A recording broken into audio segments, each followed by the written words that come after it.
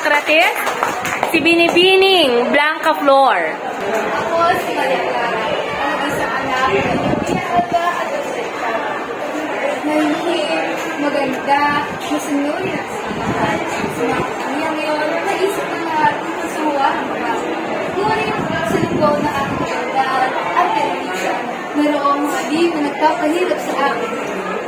At napalaman ko, ang katotohanan tungkol sa aking buong buhay.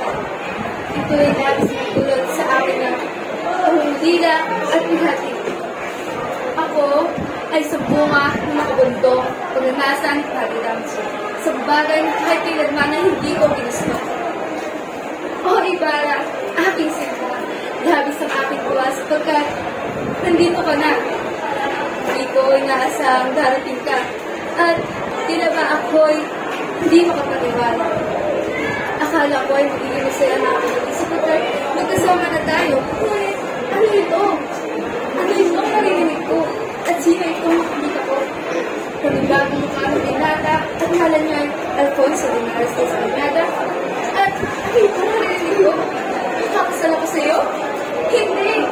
Hindi maaari. Sapagkat hindi ikaw ang mahal ko. Wala akong balak kung makipagkasal sa taong hindi ko gusto. Si Ibarra lang ang mahal at mamahalin ko. Ngunit ang pagkana hindi sumasakay. Tuloy na ako pagpapakasal ko. Oo, mahal ko. Sana'y maintindihan mo so na ako pagpapakasal ko. Sa taong hindi ko naman gusto. Ginagawa ko ito para sa katanagtan mo at respeto na rin sa sinabi mo ina. Akala ko ito na pinakamasaklang mangyayari sa aking buhay. Ngunit, ano naman ito ang balitaan ko?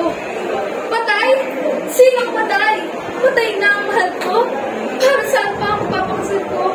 Kung wala ka natin ako. Ama, naaari mo ba ako pagkakyan kahit sa pagkakataon? Sa huling pagkakataon na lamang.